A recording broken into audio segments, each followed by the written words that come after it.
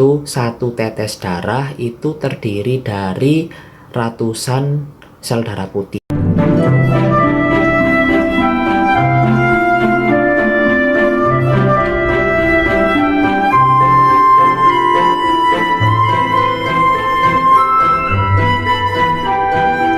Halo guys, welcome back to my channel Raam Official.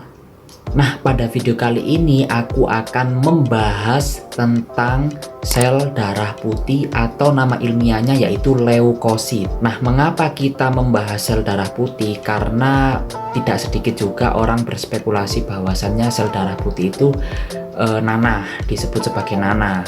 Apakah spekulasi tersebut itu benar? Nah, kita akan membahas pada video ini apa saja fakta-fakta tentang sel darah putih. Sebelum pembahasan ini dimulai, alangkah baiknya kalian untuk subscribe, like, komen, dan tekan tombol lonceng pada channelku supaya kalian tidak ketinggalan informasi dari video terbaru aku. Oke, pembahasan pada video ini kita akan membahas tentang fakta-fakta sel darah putih. Fakta yang pertama yaitu jumlah sel leukosit itu lebih sedikit dibandingkan sel darah merah. Nah, ketika kalian mengamati darah di mikroskop, pastinya kalian akan mengamati sel darah putih dan sel darah merah.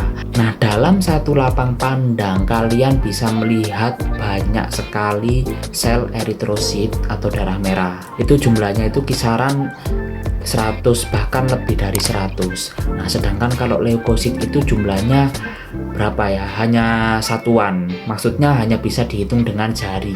Artinya jumlahnya itu lebih sedikit. Nah, dari penjelasan tadi kan aku menyebutkan lapang pandang. Nah, kalau kalian ingin tahu lapang pandang itu apa sih? Nah, lapang pandang itu seluruh area visual dari lensa objektif mikroskop itu dilihat oleh mata dalam keadaan menatap lurus. Nah, aku masih belum bisa menjelaskan secara mendetail lapang pandang itu gimana, tapi aku bisa memberikan contoh gambar seperti pada gambar di samping ini.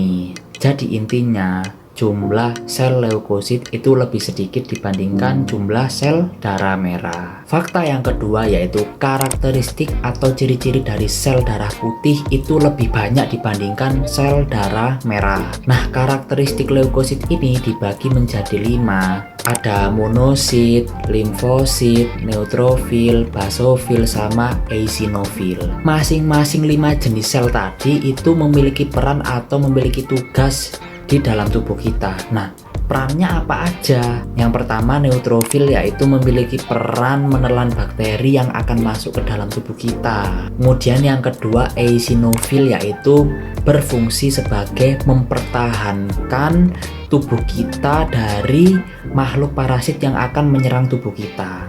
Nah, yang ketiga yaitu basofil. Nah, tugasnya basofil itu ngapain sih? Tugasnya yaitu mencegah pembekuan darah atau nama lainnya heparin. Kemudian yang keempat yaitu monosit. Nah, tugasnya monosit yaitu membantu reaksi imunitas di dalam tubuh kita serta membunuh mikroorganisme yang akan menyerang kita seperti bakteri atau jamur. Kemudian yang kelima yaitu limfosit. Nah, limfosit ini terbagi menjadi 2 lagi, ada limfosit T sama limfosit B. Nah, limfosit B ini bertugas sebagai bertanggung jawab terhadap antibodi kita. Nah, sedangkan limfosit T itu menjadi asistennya limfosit B. Nah, maksudnya asisten itu membantu prosesnya limfosit B untuk bertanggung jawab terhadap antibodi kita. Ya, maksudnya kayak gitu. Fakta yang ketiga yaitu letak sel darah putih itu berada di mana ya? Nah, letak sel darah putih itu berada di cairan darah. Darah yang warna merah itu letaknya di situ. Nah, mungkin dari kalimatku tadi ada yang bilang, loh, bukannya sel darah putih itu nanah? Jawabannya bukan ya guys. Ini bukan dalam arti kurang tepat.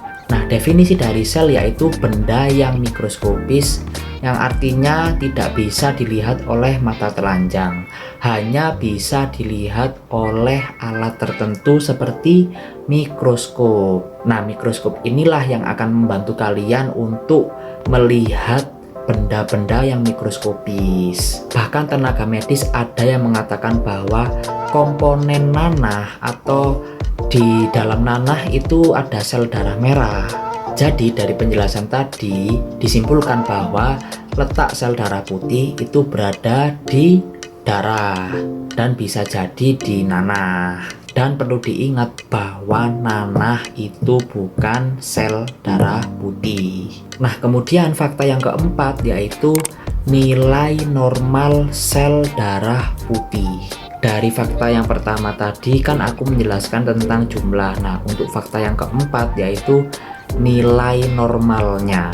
Nah, nilai normal leukosit ini ada prosedurnya, yaitu menghitung jumlah leukosit. Karena di pemeriksaan laboratorium itu ada yang namanya pemeriksaan hitung leukosit. Nah, pemeriksaan hitung leukosit ini terhadap usia seseorang itu jumlahnya berbeda-beda. Kalau bayi itu sekitar 9.400 sampai 34.000 itu nilai normalnya. Kalau dewasa itu 3.500 sampai 10.500. Nah, kalau remaja itu jumlahnya 3.500 sampai 9.400. Nah, dari jumlah itu merupakan hasil dari rumus hitung leukosit. Jadi ada sendiri ya rumus untuk menghitung leukosit. Nah, fakta yang kelima yaitu satu tetes darah itu terdiri dari ratusan sel darah putih, bahkan lebih dari ratusan. Bahkan tetesannya itu diukur dengan alat tertentu. Nah, alat itu berada di laboratorium kesehatan dan ukuran tetesannya itu mencapai 0, mikro, sangat kecil ya guys. Dari tetesan itu tadi itu kandungan leukositnya itu mencapai ratusan bahkan lebih. Nah, ini sekedar tahu aja ya guys, tapi kalau kalian ingin penjelasan secara spesifik atau lebih lengkap, aku takutnya kalian nggak paham. Oke, sekian dari video ini. Jangan lupa untuk subscribe, like, komen, dan tekan tombol lonceng pada channelku. Atau share video ini. Mudah-mudahan video ini bermanfaat bagi kita semua. Nah, kalau kalian excited dengan gambaran yang tadi, gambaran ini ya guys, kalian bisa mampir ke channel Raam Drawing Official. Di channel Raam Drawing Official ini itu terdapat video timelapse gambar komik atau cergam. Jadi kalian kalau tertarik silahkan kalian mampir dan jangan lupa untuk subscribe juga ya guys. Oke, sekian dari video ini. Mudah-mudahan ilmu tadi bermanfaat bagi kita semua dan terima kasih telah menonton video ini. Sampai jumpa pada video berikutnya.